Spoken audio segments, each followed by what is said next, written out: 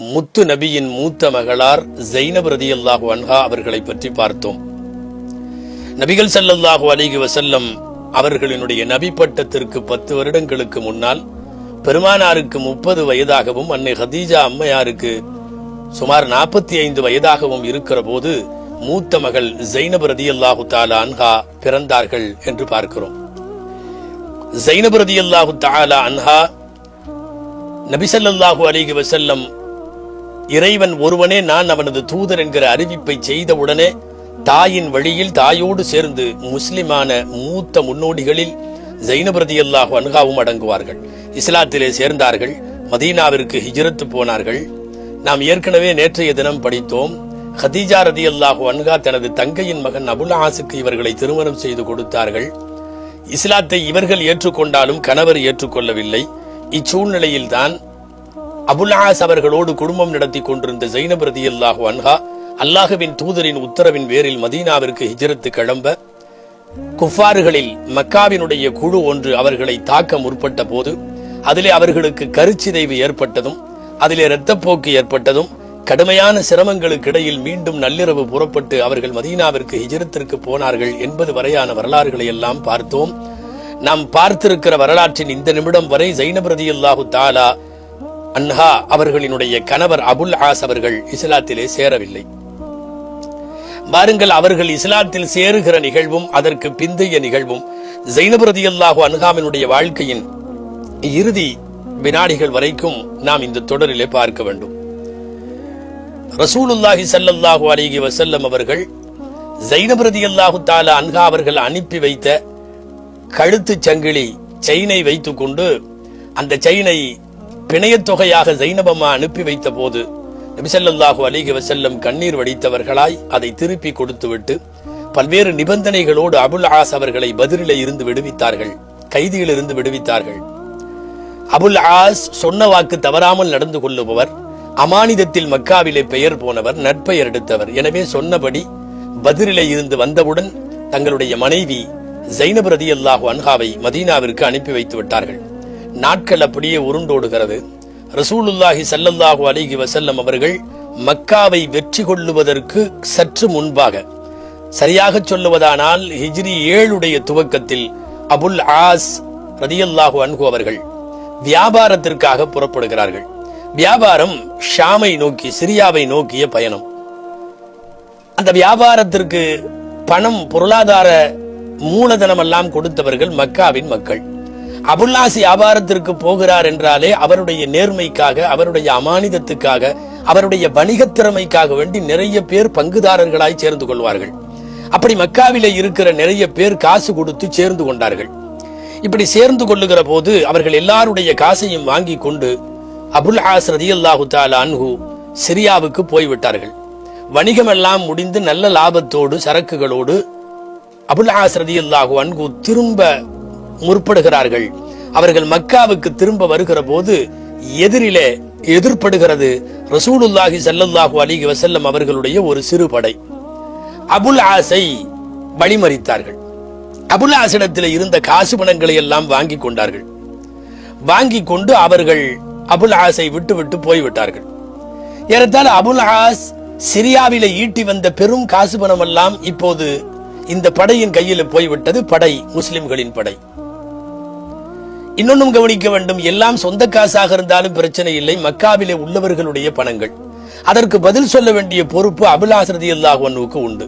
இவர்கள் முஸ்லிம்கள் என்பதால் எப்படி இருந்தாலும் நம்மிடத்தில் எடுத்த இந்த காசு பணத்தை எடுத்துக்கொண்டு மதீனாவிற்குத்தான் போவார்கள்.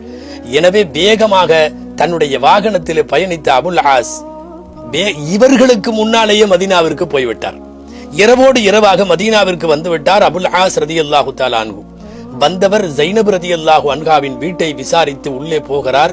நீங்கள் கவனிக்க வேண்டும், ஜைனப் ரலியல்லாஹு அன்ஹா இப்போது முஸ்லிமான சஹாபிய பெண். அபுல் ஆஸ் கணவராக இருந்தாலும் இப்போது காஃபிராக இருக்கிறார், இன்னும் இஸ்லாத்திலே சேரவில்லை. எனக்கு ஒரு ஆபத்தின் போது பாதுகாப்பு கேட்டு வந்திருக்கிறேன், எனக்கு பாதுகாப்பு கொடு என்று மனைவியிடத்திலே கேட்கிறார் ஜைனப் ரலியல்லாஹு அன்ஹாவிடம். ஜைனப் ரலியல்லாஹு அன்ஹா வீட்டுக்குள்ளே அனுமதித்தார்கள். நள்ளிரவு நேரம் எல்லாம் நடந்து விட்டது. காலை ஃபஜ்ர் தொழுகை ஜமாத்தோடு நடக்கிறது. எம்பெருமானார் ஸல்லல்லாஹு அலைஹி வஸல்லம் தொழ வைக்கிறார்கள். பின்னாலே ஆண்களின் சஃப், அதற்கு பின்னாலே பெண்களின் சஃப்.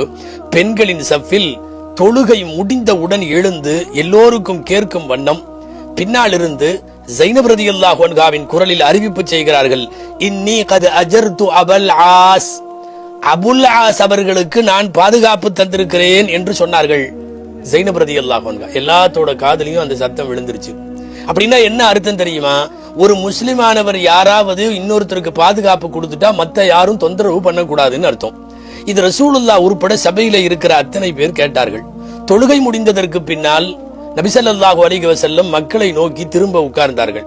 உட்கார்ந்து விட்டு கேட்டார்கள், ஹல் சமஅத்தும் மா சமஅத்து, நான் கேட்டதை நீங்க எல்லாம் கேட்டீங்களா அப்படின்னு கேட்டாங்க ஸல்லல்லாஹு அலைஹி வஸல்லம். எல்லாரும் ஆமா நாங்களும் கேட்டோம்னாங்க. அப்ப ரசூலுல்லாஹி ஸல்லல்லாஹு அலைஹி வஸல்லம் அவர்கள் இந்த பாதுகாப்பை உறுதி செய்தார்கள், சரி என்று சொல்லிவிட்டார்கள். ஒரு பக்கம் முதல் நாள் இவரிடமிருந்து பணத்தை எடுத்து வந்த முஸ்லிம் படையினரிடம் கூப்பிட்டு, அபுல் ஆஸின் காசுகளை ஒப்படையுங்கள், அது மக்காவிலே அவர் மற்றவரிடம் இரவலாக வாங்கி வந்த பொருள், அவர் அமானிதத்தை செலுத்த வேண்டும், கொடுத்து விடுங்கள் என்று சொன்னார்கள். முழுமையான காசு, அவரிடமிருந்து எடுத்த பணம், அவருடைய எடுக்கப்பட்ட பொருட்கள் எல்லாம் அப்படியே தரப்பட்டு விட்டது. தரப்பட்டு விட்டவுடன் அதை வாங்கி கொண்டு அவர் இனி மக்காவிற்கு போக வேண்டும். இதனிடையே நான் என் கணவருக்கு பாதுகாப்பு கொடுத்திருக்கிறேன் என்று சொன்ன ஸைனபை கூப்பிட்டு நபி ஸல்லல்லாஹு அலைஹி வஸல்லம் ஒரு பொறுப்பான தந்தையாய் என்ன அழகா வார்த்தை சொன்னாங்க, ஸைனப் அக்ரிமி மஸ்வாஹு வலா யக்லுஸ் இலைக, ஸைனபே உன்கிட்ட பாதுகாப்பு தேடி வந்திருக்கிற அபுல் ஆஸுக்கு அவருடைய தங்குதலை நீ சிறப்பாக்கு, அதாவது அவருக்கு சங்கை செய், தேவையான உணவு உடை இருப்பிடம் எல்லாம் கொடு, ஆனால் அவரும் நீயும் சேர வேண்டாம் என்று சொன்னார்கள் ஸல்லல்லாஹு அலைஹி வஸல்லம். தாம்பத்தியம் நடத்த வேண்டாம். காலமெல்லாம் கணவன் மனைவியாக இதற்கு முன்பு பல்லாண்டு காலங்கள் வாழ்ந்திருந்தாலும் இப்போது ஸைனப் முஸ்லிமான சஹாபிய பெண்மணி, அபுல் ஆஸ் காஃபிர். இந்த நேரத்தில் சமீப காலங்களில் வழிதவறி விடுகிற வாலிப பெண்களுக்கெல்லாம் ஒரு மிகப்பெரிய படிப்பினை இங்கே உண்டு. சொந்த மகள் நீண்ட காலமாக கணவனோடு வாழ்ந்த பெண்ணிற்கு ஒரே வீட்டுக்குள் அந்த கணவன் வந்திருக்கிற போது நபி ஸல்லல்லாஹு அலைஹி வஸல்லம் சொல்லுகிறார்கள், மார்க்கம் வேறுபடுகிற போது ரெண்டு பேரும் சேர வாய்ப்பில்லை. மார்க்கம் வேறுபடுகிற போது அவர் கணவனாய் இவர்கள் மனைவியாய் உடல் தேவையை பூர்த்தி செய்து கொள்ள அங்கே வாய்ப்பு கிடையாது. ஸைனப், நீ உண்ண கொடுக்கலாம், குடிக்க கொடுக்கலாம், இருப்பிடம் கொடுக்கலாம், உடுக்கவும் உறங்கவும் இடங்களையும் உடைகளும் தரலாம், ஆனால் உன் உடல் தரக்கூடாது, தாம்பத்தியம் இருக்கக்கூடாது. ஸைனப் ரலியல்லாஹு அன்ஹாவுக்கு சொன்ன வார்த்தை இன்றைக்கு இருக்கிற எல்லா யுவதிகளுக்குமான அற்புதமான முன்மாதிரி. ஏனென்றால் இன்றைக்கு பல்வேறு வகைகளில் பல காரணங்களை சொல்லி வெளியே சுற்றுகிற உழவுகிற பெண்களால் தவறான பழக்கங்கள் ஏற்பட்டு திருமணத்திற்கு முன்னால் மதம் மாறி இருக்கிற ஒரு சூழ்நிலையிலேயும் கூட தங்களினுடைய ஆசாபாசங்களை பற்றி பெரிதாக வரையறைகள் இல்லாமல் மீறக்கூடியவர்களுக்கெல்லாம் இது ஒரு மிகச்சிறந்த உதாரணம். ஒரு முஸ்லிமான பெண் எப்போதும் ஒரு முஸ்லிமான ஆண் மட்டுமே துணையாக இருக்க முடியும். குர்ஆனில் வருகிறது, வலா தன்கிஹுல் முஷ்ரிகாத் ஹத்தா யுமின்ன வலஅப்தும் முஃமினுன் கைரும் மின் முஷ்ரிகின் வலவ் அஅஜபகும். ஒரு பார்ப்பதற்கு அழகில்லாத, அந்தஸ்தில்லாத, காசு பணம் இல்லாத ஒரு அடிமை அவன் முஸ்லிமாக இருக்கிற பட்சத்தில் அவன்தான் மிக தகுதியானவன். அழகும் அந்தஸ்தும் பொருளாதார பலமும் உள்ள யாரும் மதம் கடந்தவர்களாக இருந்தால் அது உங்களுக்கு ஒவ்வாது என்பது திருக்குர்ஆனுடைய வசனம். இன்றைக்கு மிக அதிகமாக மீறப்பட்டு காற்றிலே பறக்க விடப்பட்டிருக்கிற இந்த செய்தி மீண்டும் மீண்டும் சொல்லப்பட வேண்டும். வாருங்கள், பொருளாதாரம் கிடைத்ததை வாங்கி கொண்டு அபுல் ஆஸ் ரலியல்லாஹு அன்ஹு சிரியாவின் வியாபாரத்தை முடித்துக் கொண்ட அதே காசு பணங்களோடு மக்காவிற்கு வருகிறார். வந்தவர் என்ன செய்தார்? யாரெல்லாம் அவரிடத்திலே ஒரு பார்ட்னர்ஷிப் என்ற அடிப்படையில் பங்குதாரர்களாக சேர்ந்து சிரியாவின் வியாபாரத்திற்கு காசு கொடுத்து அனுப்பினார்களோ அவர்கள் எல்லோருக்கும் கொடுத்து விட்டார்கள். லாபத்தோடு எல்லா செட்டில்மெண்ட்டும் முடிஞ்சது. முழுமையா முடிஞ்சதுக்கு அப்புறம் சொன்னார்கள், நான் முஸ்லிம் ஆகிவிட்டேன். மனதளவில் மதீனாவிலேயே முஸ்லிம் ஆகிவிட்டதால் தான் ரசூல் ஸல்லல்லாஹு அலைஹி வஸல்லம் இந்த சங்கை செய்து அனுப்பி வைத்தார்கள். ரசூலுல்லாஹுவுக்கு நன்கு தெரியும் உள்ளத்தில் பிரதிபலிப்பை முகத்திலேயே கண்டுபிடித்துபவர்கள் நாயகம் ஸல்லல்லாஹு அலைஹி வஸல்லம். அகத்திலே இஸ்லாம் இருந்ததை அபுல் ஆஸின் முகத்திலே படித்துவிட்ட நபி ஸல்லல்லாஹு அலைஹி வஸல்லம் அவர்கள் அனுப்பி வைத்ததற்கு காரணமே இவர் மனதளவிலே முஸ்லிம் ஆகிவிட்டார். எப்படியும் முஸ்லிமாகி விடுவார் என்கிற எண்ணத்தில் ஸல்லல்லாஹு அலைஹி வஸல்லம் அனுப்பி வைக்க மக்காவிற்கு வந்தவர் அமானித பொருட்களை எல்லாம் ஒப்படைத்து விட்டதற்கு பின்னால் அவர் முஸ்லிம் ஆகிவிட்டார். மீண்டும் அங்கிருந்து ஹிஜ்ரத்து செய்து முஹாஜிராக மதீனாவுக்கு வருகிறார். அல்லாஹு அக்பர். அன்னலம் பெருமான் ஸல்லல்லாஹு அலைஹி வஸல்லம் முஸ்லிமாய் முஹாஜிராய் இப்போது மதீனாவுக்கு வருவதை பார்த்து மதீனா வரவேற்க விழா கோலம் பூண்டு விட்டது. ரசூலுல்லாஹி ஸல்லல்லாஹு அலைஹி வஸல்லம் அவர்கள் இஸ்லாத்திலே சேர்ந்து விட்டு வந்திருக்கிற இந்த கண்ணியத்திற்குரிய முஸ்லிமை வரவேற்று விட்டு ஜைனபை மீண்டும் திருமணம் செய்து கொடுக்கிறார்கள் இதே கணவருக்கு, நபிகள் நாயகம் ஸல்லல்லாஹு அலைஹி வஸல்லம் அவர்கள்.